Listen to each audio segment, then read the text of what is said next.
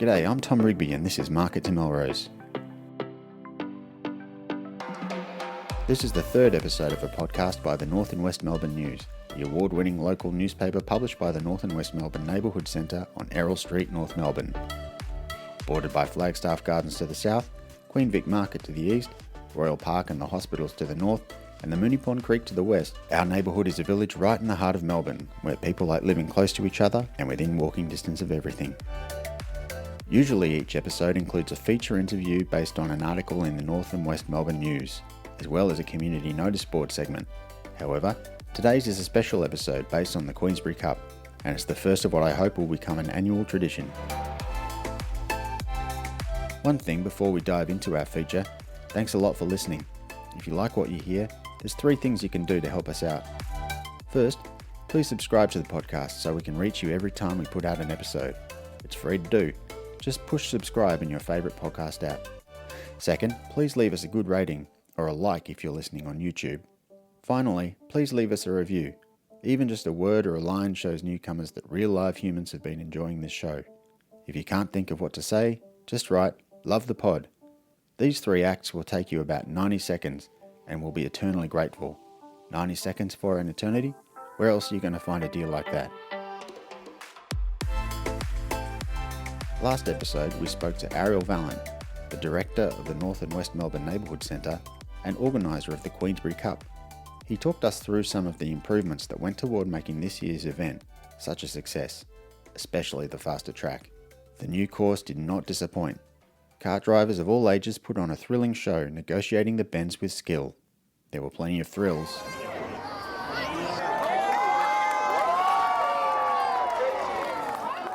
There was also the odd spill. Is he okay? Is everyone just quickly checking his thumbs up? All right.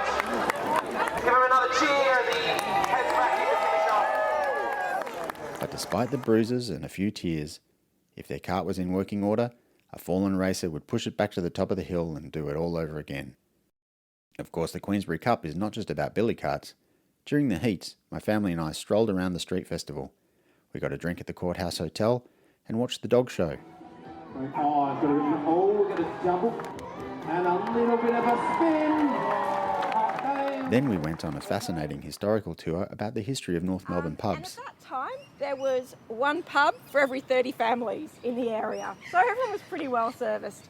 The licensing board came along and went, oh, because some of these pubs, they were a bit rough. They weren't the nicest. I know that Howard Street was pretty much off limits because of what went on up there, especially with the Crutchy Push. The North Melbourne gang, story for another day. However, at the centre of it all were the billy carts, the creativity and inventiveness of those who put them together, and the skill and courage of the drivers. The meeting of community and creativity is captured nicely in the collaboration between local circus trainer Oscar and the Peter Mac Men's Shed. My name's Tom. Tom, awesome. Oscar, nice to meet you. A couple of minutes for a chat? Yeah, absolutely. Cool. Your kart here, can you describe it for me? So I was just painting it this morning, and then someone told me I had to get down and get my kart registered. So it's not finished, and we changed the name from Just in Time for Tea to Wet Paint. Were you in last year's Cup? I was not. This is my first time. I saw the poster when I was walking down the street, and I was like, this seems like fun. And here we are. And where did you get the inspiration for this design? I was at the Peter Mac's Men's Shed, and those guys were really helping me out every step of the way. Most of this is just us talking with each other and going, hey, let's put all this stuff together and make a working billy cart. And with their expertise, it really, really helped. Have you driven it before? Down a couple hills, yep. So I just saw you do the brake test. You happy with how it's stopping? Yep, I got a pretty unique brake scheme as well. I've seen everyone else going for like a pedal brake or a dual-sided brake, but I thought if I can steer the car with my feet, then maybe the brake's going to help me make the sharper turn because I've got one on each side. And apart from the brakes, what are some of the other big challenges you've had in building this one? Oh, probably just finding wheels that work. We've got these little, I don't know what they're called. Old people keep pointing them out, but I keep... Spokey dokes. Spokey dokes, that's it. Sorry, old people. And everyone's been pointing out spokey dokes. So they've been really fun. Honestly, with a lot of the help, there haven't been that many challenges. Just making sure it's stable and light has pretty much been what I've gone for. You say you're a circus trainer. Where do you do that? At Circus Nexus. So we run up in Preston and we teach a bunch of classes for kids to adults. Got a helmet? You want to see my helmet? Hold on. Perks of working in the circus. It's a tricolour red, white and blue helmet with spikes on it. It's pretty cool. They gave it to me the first day I signed up, and I've been wearing it ever since. Fantastic. All right, thanks, Oscar, and good luck today. Wonderful. Thank you very much. Today's episode features several more interviews with racers and makers of billy carts from the race which took place on Saturday, 21st of October. The drivers ranged in age from as young as 7 to as old as 78. As you listen to this episode, I recommend you visit the Queensberry Cup Instagram page, where you will find images and videos of most of the carts that raced on the day. There were some real beauties.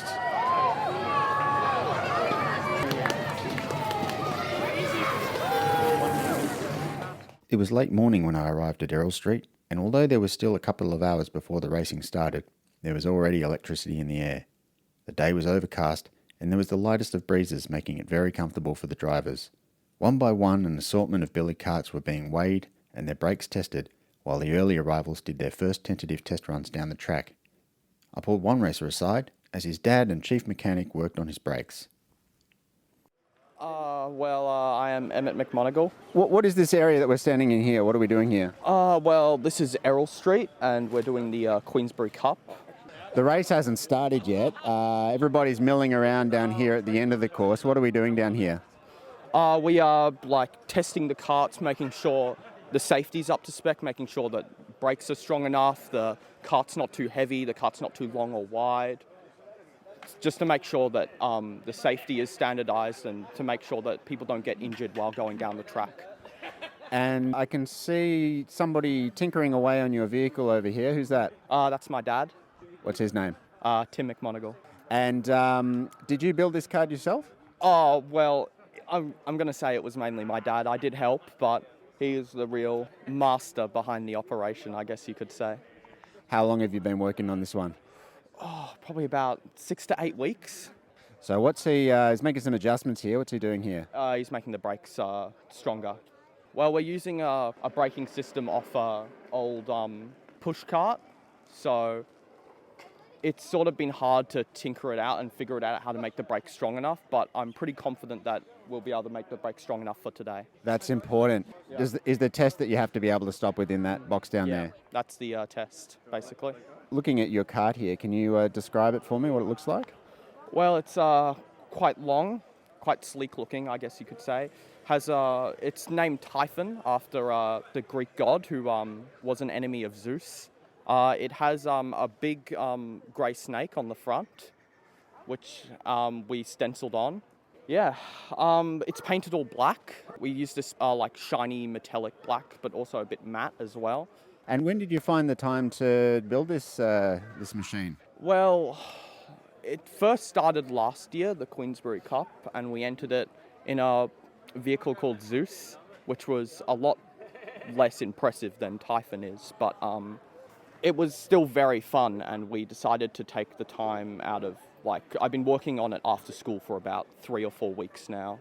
What year in school are you in? I'm in year 9. And here comes last year's champion. Yeah. How do you think you're going to fare against last year's champion? Well, last year they beat me by a milestone, but I think I might stand a better chance against them this year, even though our cart, I wouldn't say is as advanced as theirs. It can definitely go faster than last year, so I'm hoping that I'm in for a fighting chance at least against those people. Good on you, Emmett. Thanks a lot for your time, and good luck today. Thanks. Last year's champion, Orly, and his sister Lenny were both competing on carts designed and built by their father, Pete Furlong, a local builder, architect, and founding director of the company Elite Focus. The sleek, steel-framed carts are the stuff local legends are made of. At last year's inaugural cup, Orly blew the competition out of the water on a 2-seater cart with a tubular frame, which is rebadged this year as Lenny Lightspeed, after the younger of the 2 speedy siblings. Lenny Lightspeed. Is that named after you? The Lenny bit is, but I think I saw this cart last year. Did you race it as well last year? No, but I wanted to this year. Great. And have you been down the track yet? Yeah, 2 times. How'd you go? Very well, actually. That's fantastic. Are you happy with how it's steering? Yeah, definitely. And how it's stopping? Yep. That's great. Have you had much opportunity to practice before today? Oh yeah, we always like bring it down to the park or do it down our laneway. We do a lot.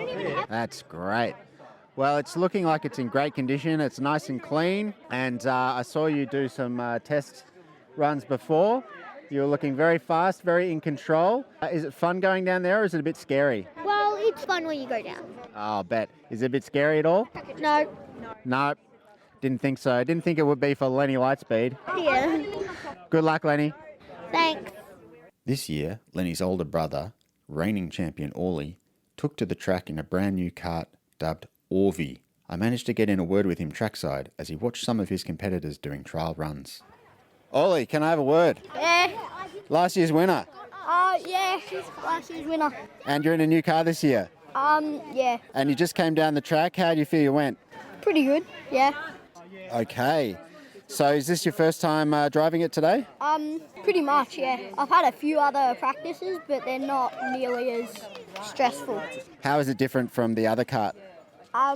Well, it's a lot bigger, so I've got a lot more size. The steering's a bit more sensitive. Otherwise, it's pretty similar. How about the stopping? Same brake system, same everything.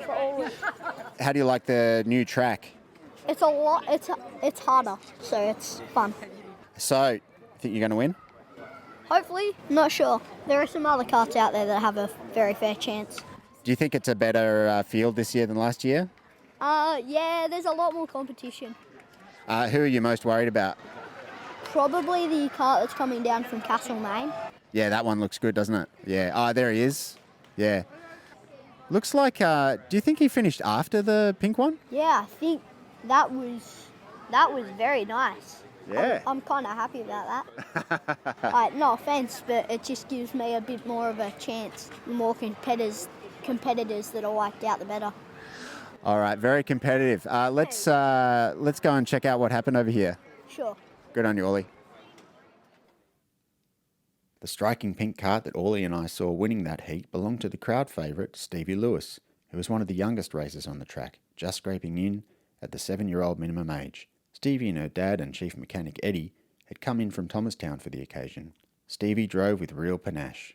On her first run, I even saw her finish with a smooth 180 spin. It didn't take long before the crowd realised how good she was behind the wheel, and there was more noise with each successive heat. Describe this amazing looking kart for me. I suppose we got inspiration from hot rods of the 60s and early soap boxes, and yeah, threw it together because any excuse to make something silly in the shed, really. It's very pink. Yes. It's very sparkly. Yes, there is glitter everywhere at home. It's in the garage, it's in the house, it's in the car, it's everywhere. And I just saw you do a brake test. How do you feel about the way that the brakes are working? Good. They're better than I expected, which is always a good thing when it comes to stopping, especially with a 7-year-old with not that much experience. So the fact that it actually stops is a good thing. Yeah. Yeah, it looked like it really could stop on a dime. Did you enter last year? No, I did see the event, but Stevie was only 6, so she's 7 this year. And when I saw the event pop up a month or so ago, we knew we had to get something together and come down. You happy for Stevie to have a word? Yeah, absolutely. Go for it. Hey, Stevie. Hi, Stevie. You're number 13 today. Yeah. And you're driving this car. Does this car have a name? DP Princess. DP Princess. What's that mean? Grand Prix Princess. And are you looking forward to racing down the track? Yeah. Are you going to go fast? Yeah. Are you happy with how the brakes are working today? Yeah. You think you'll be able to stop in time? Yeah. Where are you guys from? Thomastown. Yeah, so out north. Is there good roads around where you live learning how to drive? Yeah, well, we have some walking paths. So there are a few nervous dog walkers when they got to the hill and we were testing on it. But they pretty quickly got out of the way. Is she a good driver? Yeah, she needs a bit more practice. But yeah, I think we'll get there. Good. All right, well, thanks a lot for your time today. No worries. Nice to meet you. Thanks, Stevie. Thanks. Good luck today. Okay. Stevie finished 4th in the 7 to 11 age bracket, a great achievement for the debut outing of a racer at the very start of her billy cart career. Aside from Orly and Lenny Furlong, the only other racer ahead of Stevie in the 7 to 11s was the dark horse from Castlemaine, Ned Locke. Orly was right to be wary of Ned, who ended up in 2nd place on the podium, a mere 2 seconds shy of Orley's best time. Ned's chariot, the Smelly Belly, was a torpedo-shaped symphony in scrap metal, a testament to the welding skills of his father Miles. Would you have a minute for a chat? Whoa, are you with the radio? Local podcast, I'll give you a flyer here. Oh, very good. My name's Tom. My name's Miles. Can you spell it out for me? Miles. Last name? Per hour. Very good, very funny. It's Miles Galdard, mate. And this is Ned, the racer. And you've come down from Castlemaine, I believe. Oh, the rumour's out. Yeah, we came from Castlemaine today, yes. Yeah, there's a lot of talk. This is a hot contender this year. Well, I can't answer that. I think gravity will be the judge. How long have you put into this one? We built it about 3 years ago, and then you know what happened, and then we've been waiting for the billy cut racing to start up again. So here we are. Is this the first race it's been in? Second. Where was the first one? The first one was in Castlemaine about a month ago, called the Castlemaine Billy Cart Challenge, which is a great race, good community spirit, just like this. It's fantastic. If anyone wants a fun day, that's where they should go. That's a good tip. And how'd you go in the race? Yeah, we did really well. We won. This is Louis. We won. Hey, Louis. We won. We won. You won. You came second and Ned came first, didn't you? So You both rode in the same cart? We swept the floor, you could say, but it was a pretty good field. How long's that one been going for? That one's been going since 1948. Wow. Yeah, it's one of the oldest ones. Been in various locations around Castlemaine, and this year it was down Bowden Street, which is a nice long straight stretch from the old jail down the hill to the camp reserve. Do you mind if I have a word with Ned? Yeah, sure. Ned, how'd you go there? Good. You think you can go faster than that one? If I get my technique right, which is pushing forward, I could I get a bit of a quick start, and I should be able to sweep to the outside and sweep onto the inside of the corner, then move onto the inside of the corner on the other 7 to corner, 11 up the hill. and again on the inside of the corner, go out wide, and then when the last corner comes up, I sweep into the inside, then get a nice skidding stop. I am going to be watching for that. It looks like you've got to go up for your next heat, so we'll catch up with you again later. Good luck. Goodbye! And just as the heats were getting started, a new contender sidled up to the staging area. It was Robin James, an exceptionally spry 78-year-old in a leather jacket, black cap and goggles, looking for all the world like a 1950s race car driver. He ushered me over to where he'd parked his cart. It was the well-weathered wooden chassis of a vintage billy cart. I've been looking after it for 30 years. All right. And it's just down here. It stands out. It's very... it was built by my next-door neighbour, John Bonney, and we used to race billy carts together in the 50s. And I found it underneath his house after his parents sold it. And I've been looking after it for 30 years. Built in 1955, how old would have John been? John was about the same age as me, or maybe a little bit younger. I'm 78 now, so he'd be 77 or 76, and he lives somewhere in Melbourne. And I'd love to give it back to him, because I'm sure he must be wondering what on earth happened to it. It actually had a body on it when he owned it. It looked a bit more streamlined than this, but the neighbours that bought it, the house, told me they'd found this old billy cart, so I took it over and decided I'd try and find him. And so I'm competing today in the oldest driver, oldest billy cart section of this. Well, I don't actually know whether that section exists or not, but I'm hoping they'll let me have a run anyway. And you live in the area? I live in Canterbury. In Canterbury, right. Yeah. But you heard about the race from... I only heard this morning from my daughter, who's coming along with her kids. And I said, well, I'd better bring my billy cart and see if I can find John Bonney. Fantastic. Give it back to him. And the last time you entered a race like this would have been how many years ago? It was in the 50s. And I finished up on a float in the Moomba procession. Is that right? With my billy cart, because I won a soapbox derby in Alexandra. And was it more of a common sight to see billy cart races in the 50s, do you think? Well, it was more common, but we were pretty serious about it. We had steering wheels and bodies and a racetrack, and one of our members finished up being quite a well-known F1 racing star. So, and we reckon it was because of the coaching we gave him with the billy carts racing around the school in Canterbury. And have you spent much time over in this neck of the woods? Well, my mother used to live around here, and whenever they were going up the street, they had a saying. They always said, "I'm going up Errol." And that meant she was going up the street to shop. Even after she moved away from here, every time they were going shopping, they were going up Errol. Ah, so you have a family connection to the area. Yeah. Here comes an amazing vehicle. This bloke's just rocked up with a wheelbarrow, billy cart. That's incredible. I haven't seen one like that before. No, he sits in it backwards. Look, that's fantastic. Just one wheel on the back and two on the front.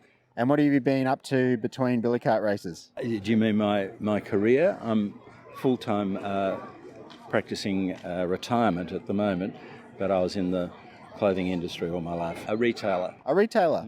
Over in the eastern suburbs? Eastern suburbs, yes, and in Tasmania. Okay. Well, thanks a lot for your time today. That's okay. Thank you. Robin placed 9th in the open category, 1 place ahead of our first guest, Oscar. Maybe it's just me, but there's something poetic about the 7-year-old billy cart beating out the new one that rolled up with wet paint.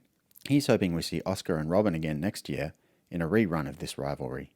The results for the Cup are up on queensberrycup.org.au, featuring all the races we spoke to on this episode. That brings us to the end of the episode. Thanks for joining us. Remember to subscribe, rate and review, and follow us on social media. We'll be back in a fortnight with an episode featuring a local family band who played at the Cup. They joined me in the studio where we recorded some songs and had a great chat. Until next time.